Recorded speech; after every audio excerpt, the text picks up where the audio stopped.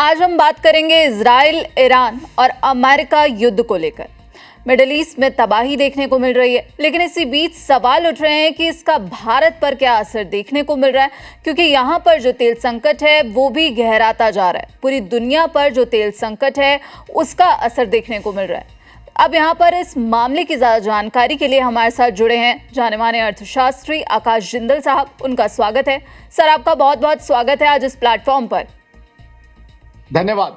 Sir, मेरा पहला सवाल यही है, जिस तरह से इजराइल, अमेरिका और ईरान के बीच जो जंग जारी है उसका आर्थिक असर देखने को मिल रहा है, और अब यहाँ पर यह भी कहा जा रहा है एलपीजी की बात करें या फिर तेल संकट की बात करें तो जो ऊर्जा संकट है वो यहाँ भारत पर भी उसका असर देखने को मिल रहा है। तो अगर एक आम आदमी के लिए बात करें कि आम आदमी की जेब पर इसका क्या असर देखने को मिल सकता है? सीधी बिल्कुल सपाट बात करूंगा। आम आदमी के लिए महंगाई बढ़ना लगभग तय है। आम आदमी की डेली यूजेज की चीजें, पहले तो माने क्रूड ऑयल, क्योंकि $118 पर बैरल चला गया था, अभी हालांकि कम हो गया है, बिल्कुल आगे बढ़ने की संभावना है। तो इसका मतलब क्या है? पेट्रोल डीजल क्योंकि मार्केटिंग है, उनके दाम बढ़ने की संभावना है। डीजल के दाम बढ़ेंगे तो महंगाई बढ़ेगी। कारण क्या है? खाने पीने की जितनी चीजें हैं, दूध, सब्जियां, सब कुछ डीजल पे ट्रेवल करता है। अब आप इमेजिन करिए, क्या कोई घर पूरे हिंदुस्तान में होगा जहां चाय नहीं बनती? तो दूध हर घर में आना है। क्या कोई घर हिंदुस्तान में होगा जहां सब्जी नहीं बनती? हर घर में सब्जी बनती है। तो हर घर की महंगाई बढ़ जाएगी। इसको सिंप्लीफाई करने के लिए बता दूं, दिल्ली में जो सड़क किनारे चाय मिलती है 10 रुपए की मिलती है, वो चाय 13 या 14 रुपए की हो जाएगी, क्योंकि वो जो चाय वाला भैया है उसका दूध महंगा हो जाएगा, प्लस उसका फ्यूल जिसके वो चाय बनाता है, आप गैस की बात कर रही थी, वो महंगा हो जाएगा। तो आम आदमी के लिए महंगाई बढ़ना लगभग तय है। लेकिन जो बात मुझे हैरान कर रही है, तमाम चैनल्स पे मैं हूँ, तो तमाम न्यूज चैनल्स पे मैंने देखा है कई लोग सरकार को अटैक करने लगे कि सरकार की कमी है। वहां मैं ये बताना चाहता हूँ दर्शकों को कि सरकार ने हमारी इकोनॉमी को बहुत अच्छे से मैनेज किया हुआ है। आज हमारी इकोनॉमी दुनिया की बड़ी इकोनॉमी में से फास्टेस्ट ग्रोइंग इकोनॉमी है। बिल्कुल सर, मैं आपको यहाँ पे रोकना भी चाहूंगी, क्योंकि अभी जो है यहाँ पर पीएम मोदी ने एक बैठक भी बुलाई है और इस बैठक में कई मंत्री यहाँ पर मौजूद रहे, और यहाँ पर जो मिडिल ईस्ट के हालात हैं, जो ईरान युद्ध है, उसे लेकर ये बैठक की गई है, जिसमें प्रधानमंत्री नरेंद्र मोदी की तरफ से ये सामने आ रहा है, सूत्रों के हवाले से ये कहा गया है कि हमारी नजर बनी हुई है और जो भारत के लोग हैं उनके हितों के लिए हम पूरी तरह प्रतिबद्ध हैं। बिल्कुल सर। तो यहाँ मैं कहना चाहता हूँ, सरकार को दोषी ठहराना गलत है। सरकार ने हिंदुस्तान की इकोनॉमी को बहुत अच्छे से मैनेज किया हुआ है। आज दुनिया की बड़ी इकोनॉमी में से फास्टेस्ट ग्रोइंग इकोनॉमी हम हैं, सबसे कामयाब इकोनॉमी है।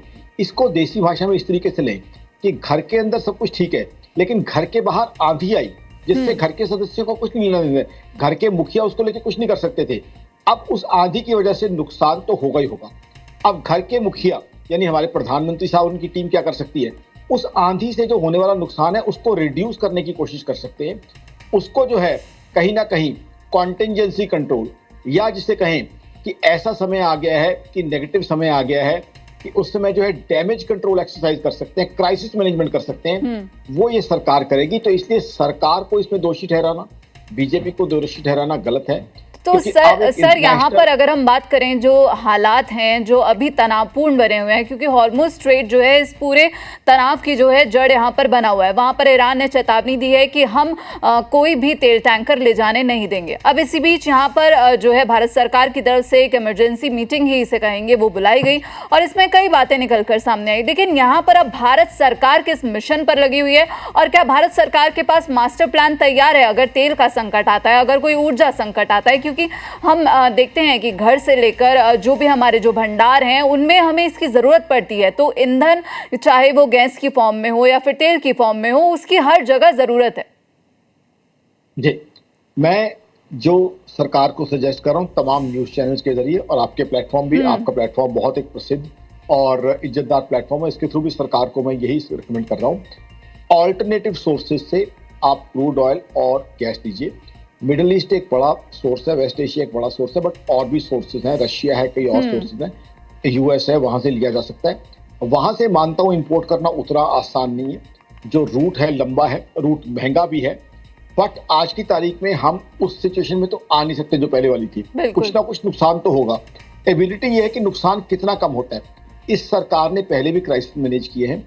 रशिया यूक्रेन वॉर के समय में दुनिया भर में इन्फ्लेशन बढ़ गई थी, हमारी सरकार ने उस चीज को मेंटेन किया।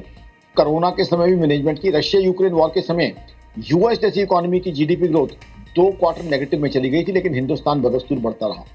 उसके बाद भी जो है, जब ग्लोबल स्लो डाउन आया तो आकाश इंदल ग्लोबल एजेंसी ने कहा है कि हिंदुस्तान चमकती हुई अर्थव्यवस्था है, बाकी जबकि अर्थव्यवस्थाएं धूमिल हो गई है। तो ये सरकार ने आज तक, मोदी गवर्नमेंट ने क्राइसिस मैनेजमेंट करके दिखाया है। और आज जो प्लान मैंने सजेस्ट कर रहा हूं कि ऑल्टरनेटिव सोर्सेज से मंगाइए, ऑल्टरनेटिव रूट्स यूज कीजिए। ऑल्टरनेटिव सोर्सेज और रूट्स यूज करेंगे, इसमें कोई शक नहीं है कि वो महंगे पड़ेंगे, थोड़े लंबे भी पड़ेंगे, दिक्कतें आएंगी। बट बात इतनी सी है कि डैमेज कंट्रोल कितना किया जा सकता है। तो कहीं ना कहीं नुकसान तो होगा ही होगा। अगर आज सरकार भी ये कहे कि कोई नुकसान नहीं होगा, तो मैं उस बात को मानने को तैयार नहीं हूं, क्योंकि जब क्राइसिस आया हुआ है, क्योंकि ऑलरेडी कमर्शियल गैस, दर्शकों को बता दूं, कमर्शियल गैस की दिक्कतें आनी कहीं कहीं शुरू हो गई। बिल्कुल, और सर लगातार तस्वीरें भी सामने आ रही हैं एलपीजी को लेकर जो संकट है अब वो देखने को मिल रहा है, क्योंकि जो सिलेंडर की लाइंस लंबी लंबी लगने लगी हैं, जो कतारें हैं, उसके विजुअल्स लगातार सामने आ रहे हैं। और इसमें कहा भी जा रहा है कि जो कालाबाजारी है, जमाखोरी है, ऐसी घटनाएं भी देखने को मिल रही हैं। जी, तो कमर्शियल एलपीजी में दिक्कतें आनी शुरू हो गई हैं, और इसमें कोई शक नहीं है, अगर ये वॉर और इंटेंस होती है, क्योंकि इस वॉर की पेस और इंटेंसिटी बहुत ज्यादा है, तो दिक्कतें और बढ़ सकती हैं। We can't run away from the reality. सच्चाई से मुंह मोड़ के, सच्चाई से आंखें बंद करना कोई सोल्यूशन नहीं होता। जब दुनिया भर में ये हालात है, क्योंकि आज ग्लोबलाइजेशन का समय, कहीं भी इतनी बड़ी वॉर होगी, और खासकर जिस तरह की पेस और इंटेंसिटी इसकी है, तो बाकी लोग इंपैक्ट ना हो, ऐसा हो नहीं सकता। दूर से दूर की कंट्री जिसका कोई लेना देना नहीं इस वॉर के साथ, वो भी जो है इंपैक्टेड होगी। जैसे मैंने बताया, जो दिल्ली में सड़क पे वो जो हमारा भैया चाय बेचता है, उसको शायद इस वॉर की जानकारी भी ना हो क्या हो रहा है, लेकिन उसका भी काम धंधा इंपैक्ट हो जाएगा, क्योंकि 10 की चाय जब हमारा वो भाई 14 में बेचेगा, तो जाहिर सी बात है उसके कस्टमर्स कम हो जाएंगे। और लोगों को भी जब 40% ज्यादा देना पड़ेगा, तो शायद लोग कहें कि भाई 3 कप चाय पीते थे जब काम पे जाते थे, चलो आज 2 कप चाय से ही काम चला लेते हैं। तो कहीं ना कहीं इंपैक्ट हर व्यक्ति पे आएगा। इस सच्चाई से हम भाग नहीं सकते। रियल एस्टेट मार्केट भी डाउन जा सकती है, स्टॉक मार्केट पीछे डाउन गई है, स्टॉक मार्केट पे भी डाउन जाने की संभावना है। और भी चीजें, एक्सपोर्ट्स कम हो सकते हैं, क्योंकि ईरान को हम बहुत एक्सपोर्ट्स करते थे, वो कम हो सकते हैं। फिर हमारे बहुत से भाई केरला से और पंजाब से वहां नौकरी करते थे, जो परिवारों को रेमिटेंसेस भेजते थे, और बहुत से भाई तो हमारे सपने लेके गए थे कि 5 साल मेहनत करूंगा, छोटी बहन की शादी करूंगा, 5 साल मेहनत करूंगा, आके गांव में अपना बढ़िया घर बनाऊंगा 200 गज का। तो वो भाई खर्चा करके गए, उनके सपने चकनाचूर हो गए। लेकिन ये कड़वी सच्चाइयां हैं, क्या करें। बिल्कुल, तो यहाँ पर आपने समझा कि कैसे जो आम आदमी है उसकी जेब पर अब असर देखने को मिल सकता है, क्योंकि जो तेल संकट है वो गहराता जा रहा है, और साथ ही एलपीजी को लेकर जो यहाँ पर दिक्कतें हैं वो भी देखने को मिल रही हैं। लेकिन यहाँ पर अब मोदी सरकार की तरफ से जो मीटिंग की गई है, उसमें साफ तौर पर ये कहा गया है कि हाँ, हम पूरी स्थिति पर नजर बनाए हुए हैं और भारत के लोगों के हितों के लिए पूरी तरह प्रतिबद्ध हैं।